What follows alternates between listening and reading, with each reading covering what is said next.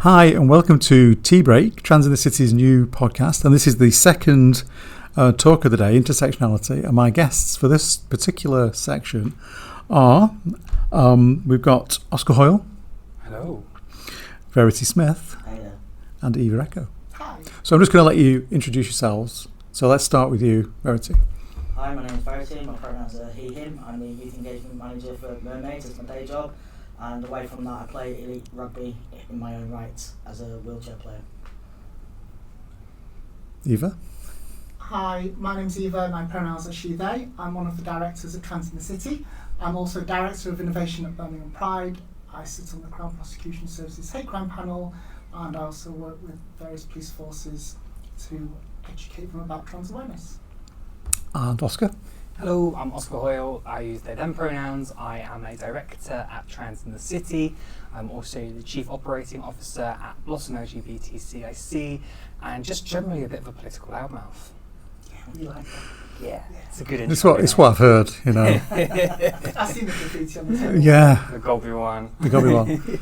I mean, you can't be trans and not be gobby, let's face it. Do you know, I was born gobby, to be honest with you. I think my first word was stop doing that, so. Is that to the delivery ward people? Just everywhere. Stop it! I like it there. It was just that it was so cis-het in the hospital. Pop out, not on my watch. Let's start with the definition of intersectionality. What does it mean? Any of you? The way I look at it is, I always use backpacks as a way to describe it and break it down, because we all have a backpack on us. What's in the backpack will be completely different. So in my backpack, I have my trans identity, the fact that I come from a very working class background, East Asian, very neurospicy, and amongst other things, religion as well. So that's all in my backpack, and I carry that around. And certain parts of my identity, certain things within that backpack are heavier than others.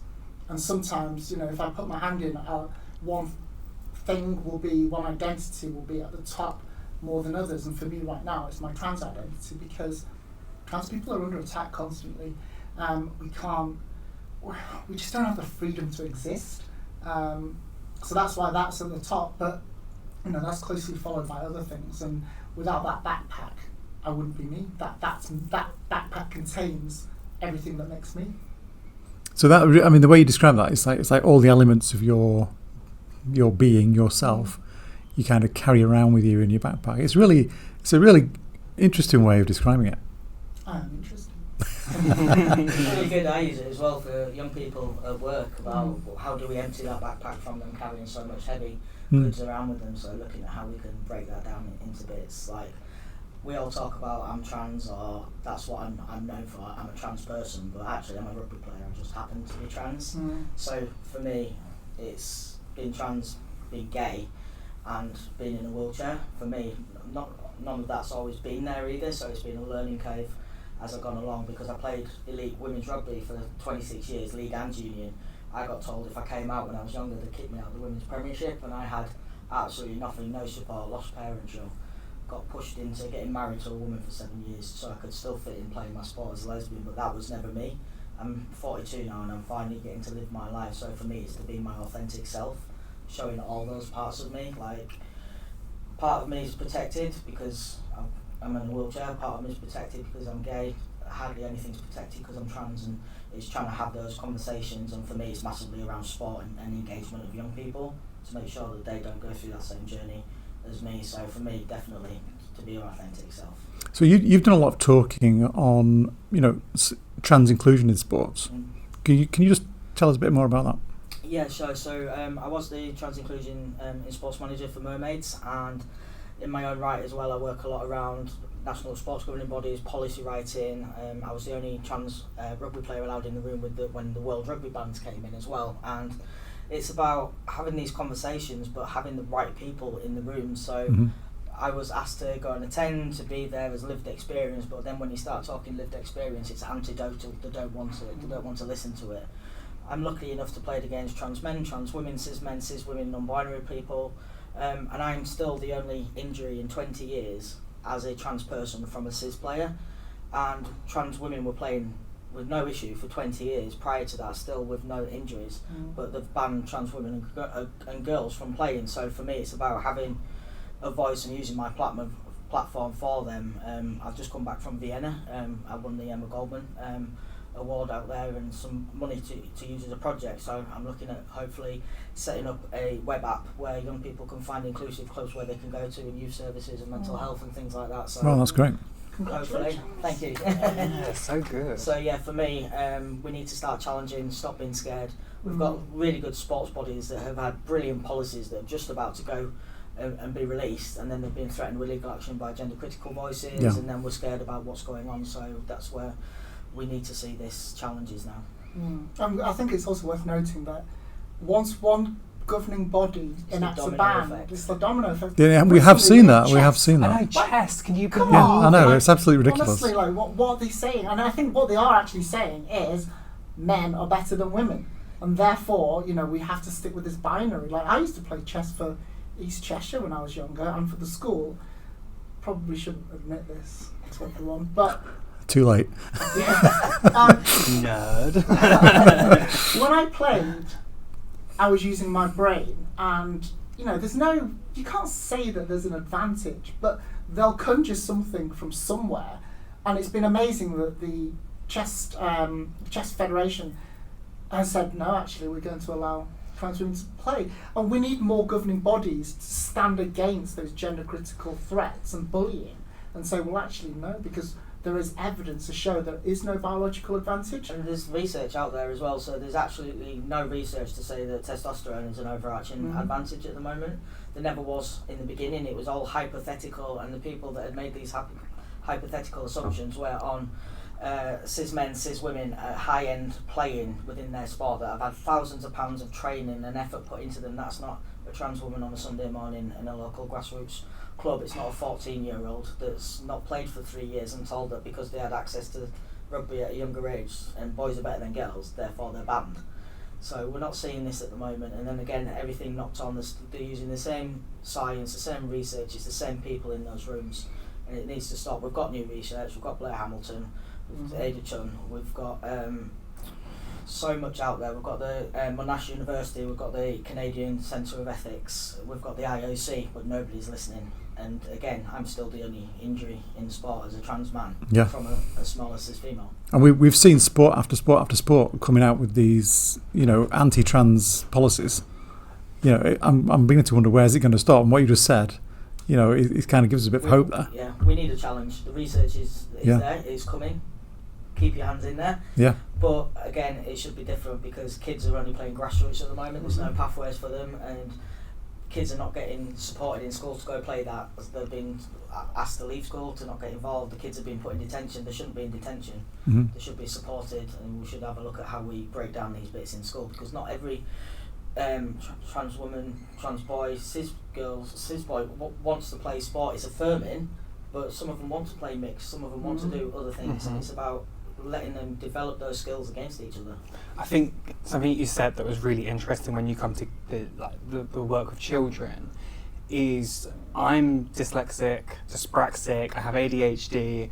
I was a teacher's worst nightmare at school, and surprisingly I was actually incredibly anxious. I wasn't badly behaved, but I excelled in those non-academic spaces, and that's what gave me so much confidence, is that, you know, not necessarily sports all the time, but arts and drama were the places where I actually learned what it was like to feel success and started to build that interpersonal confidence, I suppose. And I think by taking that away from kids, you know, we're robbing us, not just ourselves, but society, trans people, of those future leaders to an extent, because we're not giving them the confidence to build. And when you look at the education system over the years, there's been an acknowledgement that this linear system, you know, for example, GCSEs, you learn for 3 years and you take your exam right at the end of it, doesn't work. And when we look at subjects, you know, like going to university and doing this the traditional route, doesn't work. But having things like apprenticeships, having BTECs, having this, that and the other, to allow for people with different skills to still be able to excel, but not have the traditional university route. That's acknowledgement that people learn differently and people need different things. Yet when you look at sport, it's like that suddenly doesn't matter. That's just off the table completely, and it's either a yes or a no. Yeah, you need different skills for different things. Like I was the naughty child, dyslexia, ADHD. I'm 42 and finally getting statemented at 42. It's like I've got this far, but rugby let me challenge. So when I lost my parents, that was my one place to go. I knew where I could go. I knew I was accepted, and I talk about it a lot. If it wasn't for them women all them years ago supporting me, I wouldn't be the man that I am today. And we don't just learn to play a game of sport, whether it's tennis, football, rugby. We take that problem solving, making friends, working with our peers, we take that into adulthood, and at the moment we're ripping a whole generation away from that, and especially with neurodiversity as well, it can be really something that they can focus on no matter what it is, and it doesn't have to be the big sports. A lot of trans young people are finding new sports like roller derby and Quidditch and lots of non-mainstream because they know they're accepted. Yeah. So, Oscar, could you just give us your definition? Because we kind of skipped you there. So let's just go back and do that.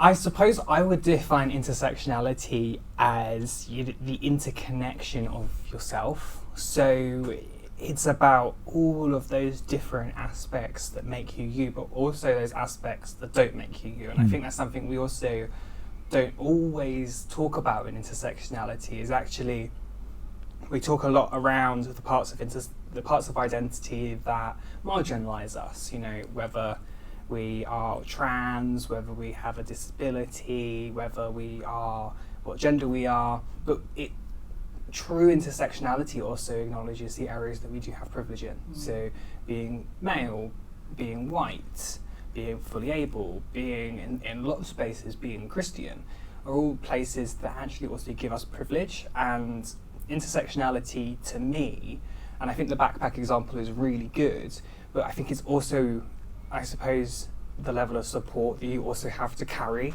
that backpack too. Yeah, and we mentioned neurodiversity. I know you mentioned that, Verity, but I know Eva, you're itching to talk about this, so over to you. Well, there's a high proportion of neurodiversity within the trans community, but it's never talked about. The only time you ever hear about it is when it's used against us, that a person can't be trans. They don't really know why, because they're neurodiverse. How could they possibly know themselves? But as we've heard, people who are neurodiverse excel in other ways, and we need to listen to them. We need to give them the credit to be able to talk. And the only way we can do that is by talking about neurodiversity positively and being that representation and openly saying, well, yeah, I'm on the spectrum. So what? I can still thrive as long as I've got the right support. And I think now we're seeing a rise in, for example, ADHD diagnosis. And for many adults, like I found recently, that realization that you're neurospicy as hell. Neurospicy, I love that phrase. It's like, so that's why I've always struggled. That's why I've had major depression and difficulties in certain situations, whether it's learning or social. It's suddenly this light bulb moment, and yeah, I know we don't need a label, but it gives us something. It's another part of our identity. It helps as well because people can talk to you in a different way. You can realise and you can, like for me at work, being dyslexic and ADHD and writing policies and stuff like that, there's different ways that I can do that, whether it's talking and it's written down or if it's typed up and then it's really looked at. But because I'm in this chair and I've had so much surgery, I take a lot of painkillers, and sometimes that numbs my ADHD down, so people think I'm quiet, and then when everything's okay, I might have an alright few hours. And an example, my partner came out the other day and he's like, what are you doing? Because I keep rare fish and one of my fish won't swim properly. And I went, teaching it to re-swim, of course. He's like, right, I'm just going back in the kitchen. It just computed to me that was just something normal. I go out and I play for one of the top teams in the world at rugby, and then I come home and I'm messing about with trying to randomly teach a fish to swim and stuff like this. So it's just having those back and forths and having people that support and understand you. Yeah. And that's what our next generation of gender diverse kids need, because once we get them in their places and we support them, then we've got a brighter future, because we're going into a future that is not binary. Yeah, so are any of you involved in any other events today? Any other talks? I'm not involved in any others today. I've got a few bits coming up throughout the year, sports related, so Right. Keep your eyes out for that one. Nothing from me today.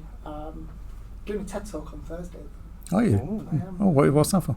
TEDx Teesside Women. Oh, wow. So it's one of the few TEDx events where it's for women. How about you, Oscar? Today I'm off to the awards after Yeah. the conference today. Oh, I forgot about that. Yeah, Sorry. small. That as well. Just That- upstage. Just a small you event, you know. But no other talks today, but I've got a few lined up over the week actually, which is quite exciting. I'm really excited to do the Student Ambassadors launch. Yeah, I'm looking forward to that. Yeah. If anyone wants to take up wheelchair rugby, go out there and look it up. It's for everybody, able-bodied, disabled, all genders. Amazing. Well, thank you for coming in and having a quick chat. It's really nice to talk to you. And hopefully, we can do this again at some point during the week. Definitely. Thanks so much. Absolutely. Cheers. Bye. Catch you later.